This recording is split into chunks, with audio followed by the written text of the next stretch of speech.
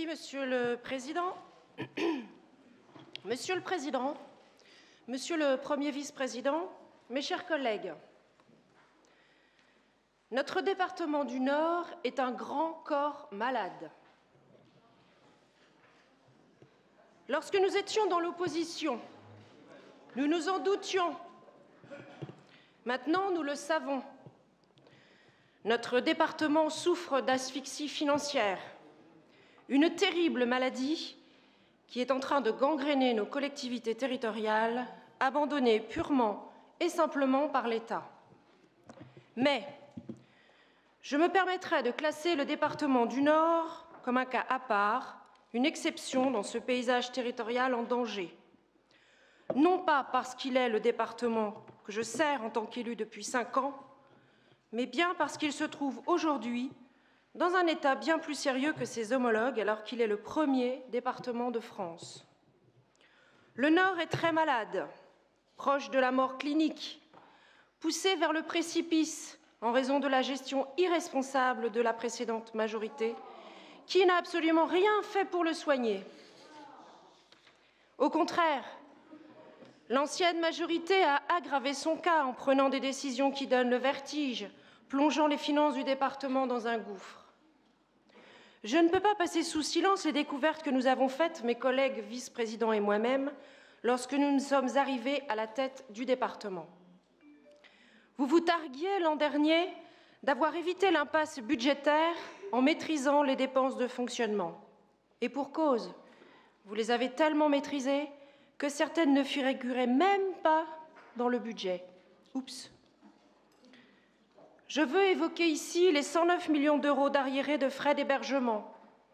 Ces factures non acquittées, cumulées depuis 2009, des sommes qu'il allait bien falloir payer un jour ou l'autre. Mieux encore, vous avez sciemment omis de budgéter 20 millions d'euros de dépenses sociales hors RSA. Nous sommes loin du jeu d'écriture derrière lequel vous vous cachez pour justifier vos méthodes de gestion. Nous appelons cela de la cavalerie budgétaire et nous osons employer ce mot. Ces coûteux et douloureux constats ne sont qu'une infime partie des tas de poussière cachés sous le tapis. Nous ne sommes pas contre quelques surprises qui peuvent mettre un peu de piment dans nos vies d'élus. Côté surprise, nous pouvons affirmer que nous avons été plus que servis. Mais malheureusement pour nous, toutes ces surprises ont été mauvaises. Pas un jour ou presque ne passe sans qu'un maire, un président d'intercommunalité, n'interpelle l'un d'entre nous pour savoir quand sa subvention promise sera versée.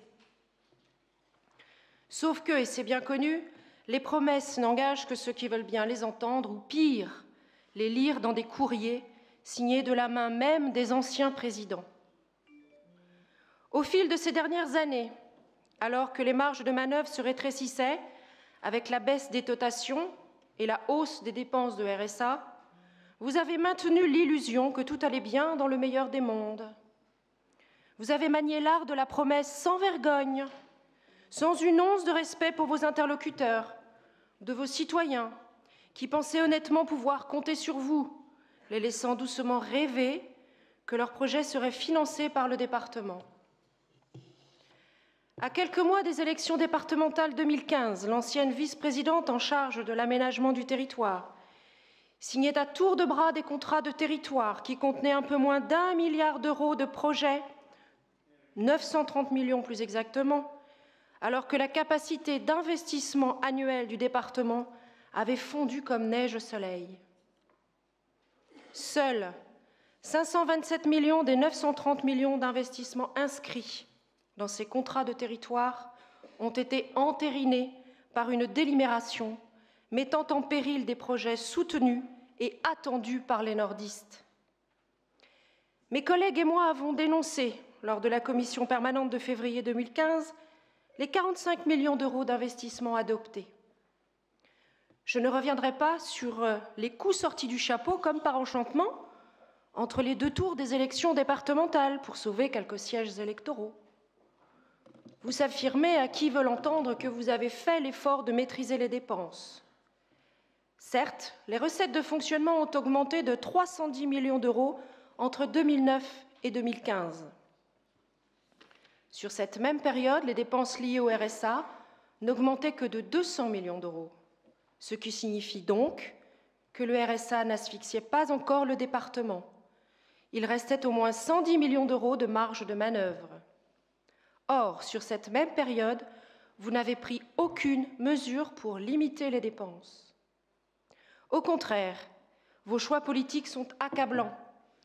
L'encours de la dette a passé la barre psychologique du milliard pour atteindre les 1,4 milliard aujourd'hui.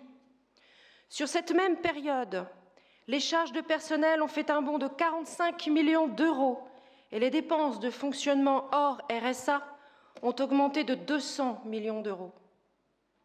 Au chapitre des dépenses de fonctionnement, je ne peux passer sous silence votre obstination à occuper les locaux de la fameuse maison du tourisme. Ce bail nous lie désormais pour 12 ans, avec un loyer annuel d'1 million d'euros. 1 million d'euros pour un loyer.